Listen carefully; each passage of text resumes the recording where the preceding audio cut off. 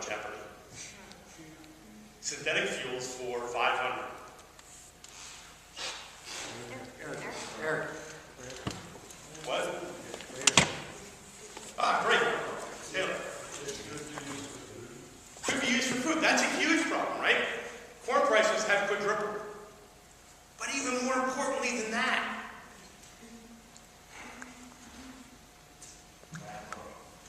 yep.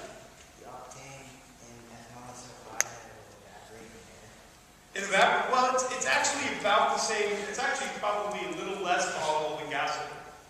So that in itself is a problem. The problem lies in the production of ethanol. Right? Anyone else want to take a stab? Yeah, since last year. It takes more energy to produce the ethanol than we get from it. It's about neutral, but yeah, it's exactly. But the big problem is water. Water. Plain, simple, everyday water. 600 gallons of water to produce 1 gallon of ethanol. Right? The Ogallala, most of the corn in the United States, right, is grown in places like Iowa, Nebraska, Kansas. Right? Rain a lot there or not? No. Dust Bowl, right? Happened there in the 30s. Where are they getting their water? It's fossil water. It's been there for thousands of years. It gets replaced, so if they get 20 inches of rain, probably 10 of that soaks in. But it's from an aquifer that's fossil water. It's left there from the last ice age. There are some areas in the Midwest that have something like 10 to 15 years left of drinking water. Do we want to use this for ethanol? Going up. Market's not structured that way. So what's going to happen? Well, hydrogen might be. You can use solar or wind power to do the electrolysis for hydrogen, and once you get the economy there, it might work. If you compress hydrogen, although actually, even though most people think of hydrogen as being really explosive, excuse me, it actually has less energy per unit at non-compressed states than gasoline. But you can compress it, and it'll work pretty well. What else? Anyone have any other ideas what might work in some ways better?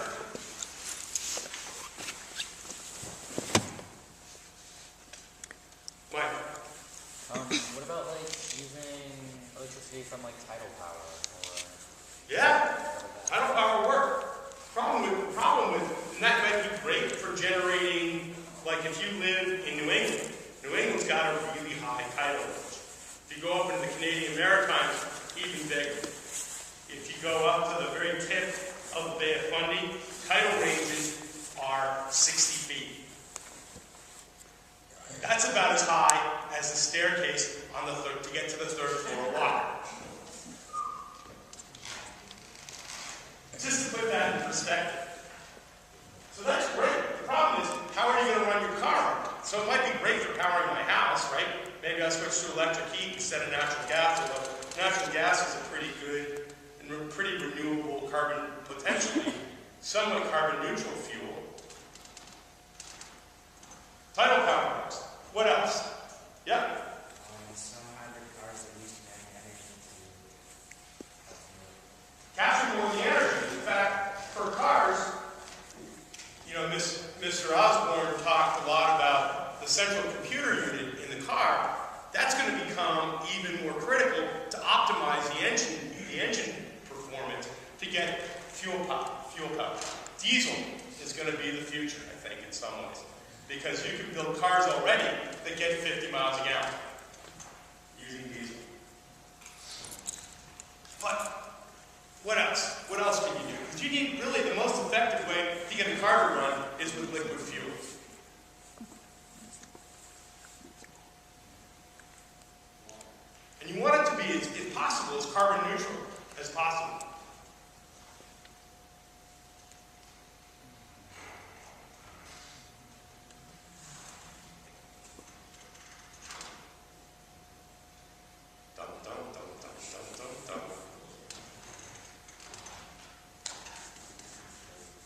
Jeopardy theme song's playing here. Don't ask me to hum it. I may send you running from the room in terror. Right. One of the big things is engineering algae. Anyone know what oil's from originally? Lots of marine diatoms. There are many fossil marine organisms that died to make my car work. They sacrificed themselves so I could come to school and I could give this presentation today. Awfully pressing. So, if you can engineer algae, right, that solves a lot of problems because you can recycle the water. You could possibly even pump in some of the carbon dioxide from another power plant, recycle that. You could deal with nutrients from, say, farm runoff by piping it through there. And algae is incredibly oil rich. Why do you think whales eat algae and little marine organisms? Think about it. 80-ton animals feed on little tiny fish and even smaller shrimp and other marine organisms because they're so full of oil. Doesn't take arable land. Maybe power up with solar energy. Battery power is tough. Solar power won't drive a car. And it's tough with current technology, although I suspect that will improve because in order to make cars viable and to keep something semblance of a suburban lifestyle, cars will probably have to get close to 100 miles a gallon, which is probably very possible. I suspect that if you put a diesel hybrid on the road, it would probably get somewhere 70 to 80 miles a gallon. Mini Cooper already, at least on the British rating system, gets 65 miles a gallon highway, the diesel Mini Cooper. It's very doable. The problem is there's no demand. As long as gas is cheap, people won't care. Right? You know, right around 2 years ago, you couldn't keep Priuses, if you were a car dealer, you couldn't keep Priuses or even Toyota Corollas, which get 34 miles a gallon on average, or Matrixes, in stock. Right? They're sitting on lots. Gas is cheap. Pickup trucks are back in. You know, GM pickup trucks are back in. Cadillac Escalades, back in. The most ironic thing I've seen, I should probably wind down, is I went to the beach a few years ago in Nantucket, and I saw a park near the beach that was eroding very badly, probably losing about 6 meters of beach front a year. A Cadillac Escalade parked there with a sign saying Band the Cape Wind Farm, and lots of things I love Nantucket. Now there's someone who just doesn't get it. So I think all of us are going to have to get it. Cadillac Escalades, cars that get 15 miles a gallon are gone. Like the dinosaurs that we've been using to fuel them. Cars are going to have to get more efficient, new ways of synthesizing fuel that are relatively carbon neutral, new storage systems using kinetic stuff to recycle braking energy, heat energy, all that other stuff. It's going to have to happen in order for the car to remain viable.